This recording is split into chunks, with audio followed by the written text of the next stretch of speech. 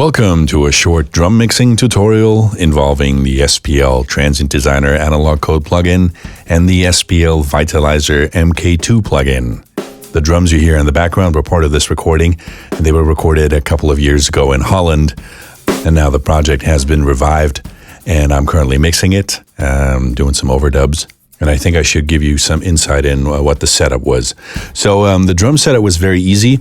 It was a standard drum kit with one kick drum, a snare drum, a tom-tom, a floor tom, and some cymbals.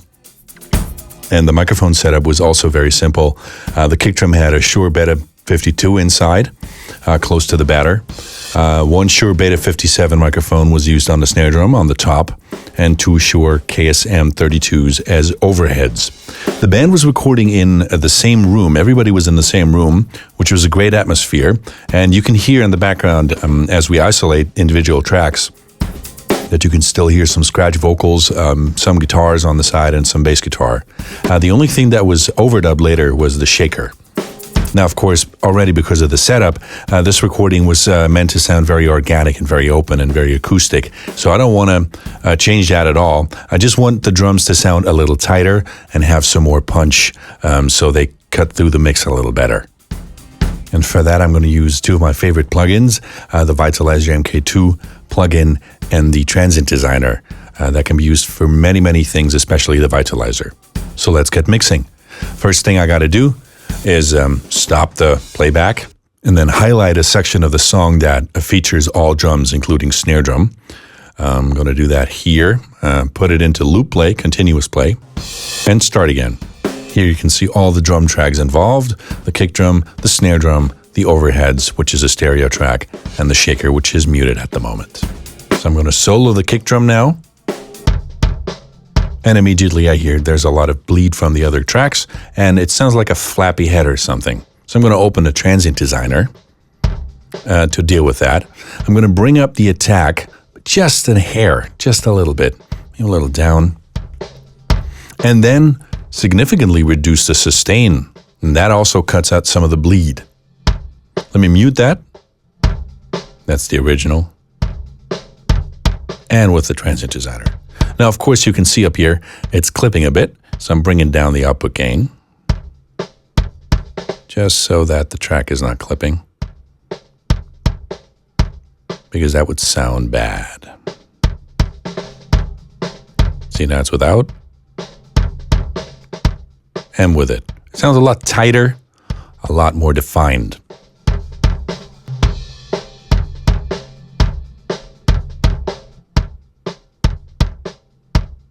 I like that a lot.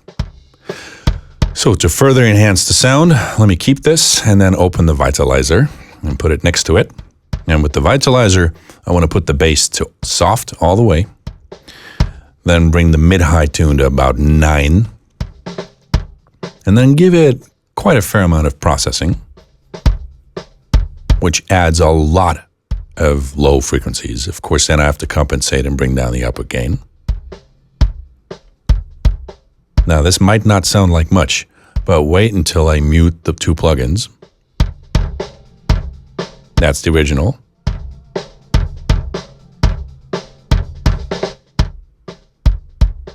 And here's the one with the plugins. A lot more low end, a lot more defined. So let's move on to the snare drum. Nice wooden snare drum with some ring to it. I want to reduce some of this, so in the Transient Designer, I'm going to also reduce the sustain. Just make the hits a little shorter. Add some attack. Don't even really have to compensate for the gain. Here's the original.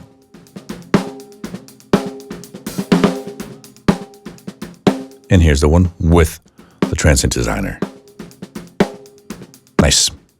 Now, the next thing that's very important are the overheads. Since we only have 4 tracks, the overheads gives the whole drum kit the entire character. So I'm going to open a Vitalizer, bring the bass down to soft as well, and around 9, between 9 and 8 as well, on the mid-high, and then crank the processing a fair amount.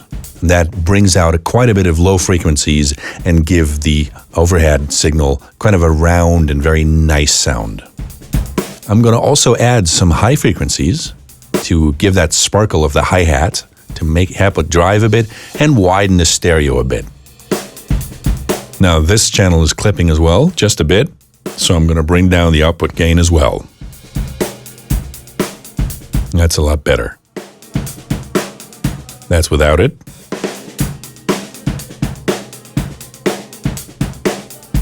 And with it.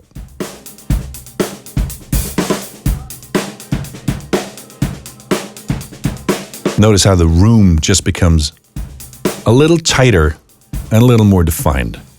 So let me mute all the plugins and unmute all the channels. That's the original drum kit as it was recorded.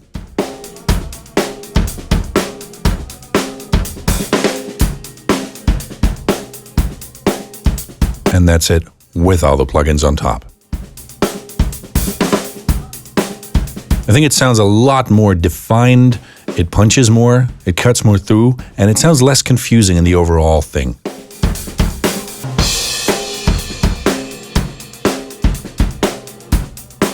Again, the difference. Now that sounds really nice. Let's bring in the shaker to give it the final groove.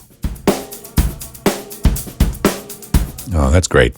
Sometimes it's very important to make these little changes to tighten up the drums, because as you bring in all the other channels, you don't want to end up with a very confusing sound structure.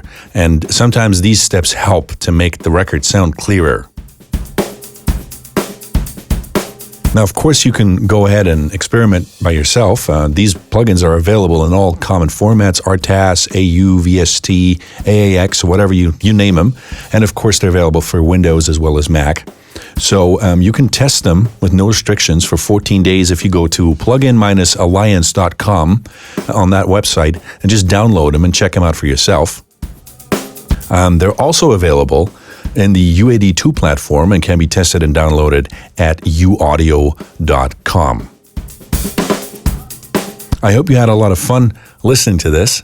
I hope I gave you some little tricks and insights. The next tutorial is just around the corner. I'm preparing it right now, so I hope to see you then. And have a lot of fun until then, experimenting around and making your own music. And until then, bye-bye.